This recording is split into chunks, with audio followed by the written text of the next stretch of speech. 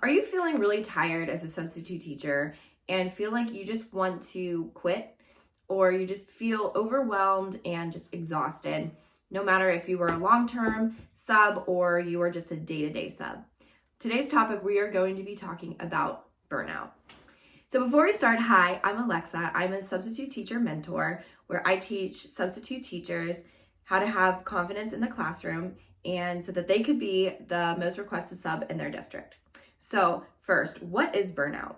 Burnout is physical, emotional exhaustion. You just feel like you just cannot do it anymore. It carries into your life outside of work, and it just feels like you're carrying a weight over your shoulders. So it is really important that you recognize the signs of burnout. This is when you feel disengaged, cynical, discouraged, unmotivated, physically and emotionally drained. You have brain fog and you have excessive sleep. Or another one could be that you are losing sleep over this job and just feeling like you are having anxiety. So make sure that you set realistic expectations. As a sub, you're often thrown into new situations with little time to prepare. So it's really important that you set realistic expectations for yourself and just understand that you won't always have control of the situation, and that's okay. Just focus on doing your best. Another one is setting healthy expectations. So I have a video right here on the healthy boundaries. But what I do want to explain to you is think of boundaries and everyone walking around with a hula hoop around themselves. And just imagine everyone doing that in life. And when someone bumps into you, you get like mad. Not all the time, but you might just be like, hey, watch it. I have my hula hoop.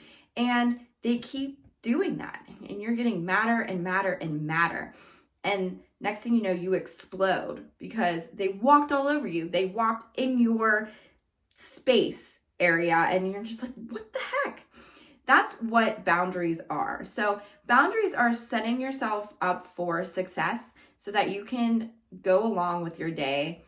And one thing to know is with boundaries, you don't have to feel like you're being rude. It has nothing about being rude. It has everything to do with you teaching people how to respect you. So this could be something like knowing when you can sub each day or each week, instead of them trying to pressure you and coming on a day that you cannot come in, emailing you all the time, making you go to a classroom where you do feel like you are so uncomfortable in, and just speak up if you do feel uncomfortable in that situation. They should not put you there if you are like, no.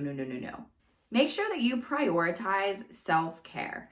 So after work, make sure you do something between 15-30 minutes of time for yourself. So this could be something like exercising, just sitting down and relaxing, going for a walk in nature, movement. Maybe you like to just sit in silence for 15 minutes and just hear the birds chirp. I like to do that sometimes. It could be listening to your favorite music and dancing around, whatever it is that helps you calm down and de-stress from the day, and to help you like separate work and home life. Connect with other educators. This one's really important.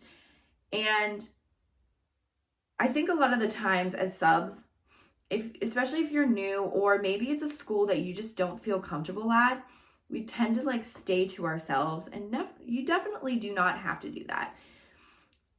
What I like to do is, as a sub, I would always go around and introduce myself to the teachers. That way, like, they knew who I was. So that way, when I was subbing for them, they knew who was subbing for them. And another way to connect with teachers, paras, secretaries, is lunchtime. If you are comfortable going into the lunchroom, not the lunchroom, but like the teacher's lounge. There we go. Going into the teacher's lounge and having a chat with the other substitute teachers and anyone that's in there, that's such a good way to know others. Another way you can do it is online. There are so many substitute teacher groups that you can be on, teacher groups. I even have my own Facebook group. It's small right now, but I'm hoping that it gets engagement and gets going so that you feel comfortable being with other substitute teachers, even though it's online, and you can ask questions. You can ask like anything about substitute teaching and get engagement. You can get the answers you need. You can get motivation from others. It feels good when you're doing a job and you know other people who are doing it and they have a good perspective, another perspective, and they have good insights that maybe you just weren't thinking of. And the last one I have for you is know when to take a break. If you are feeling burnt out and you have been subbing from like Labor Day, after Labor Day to Thanksgiving, which is really good, and you will be getting your money for that, which is awesome. And because if you don't have a job, you don't get paid. But there could be days and will be days where you just totally feel drained and you're like, I just need a day off. Take a mental health day. Teachers are allowed to do it and paras are allowed to do it. Do it.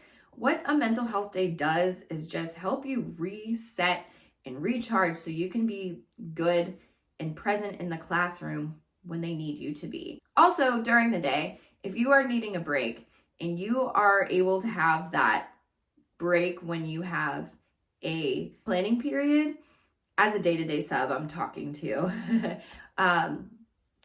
maybe you have a Keurig, you know that there's a Keurig somewhere, go and get some coffee, take a 5-minute break, or walk around the school, find another substitute teacher or a teacher, a para, someone who you enjoy talking to that you know that they have a break at that time. Just taking a break just really helps de-stress your mind from the day and just allows you to keep moving forward so that you can do the best that you can do. Guys, I really hope that you enjoyed this video. I really hope that you do not have burnout, but know and understand that burnout does happen and it happens to everyone. It doesn't even have to be in an education position. It can happen. I hope that you take these strategies and when you are feeling burnt out, you use them so that you can get yourself back on track. I will see you guys in the next video.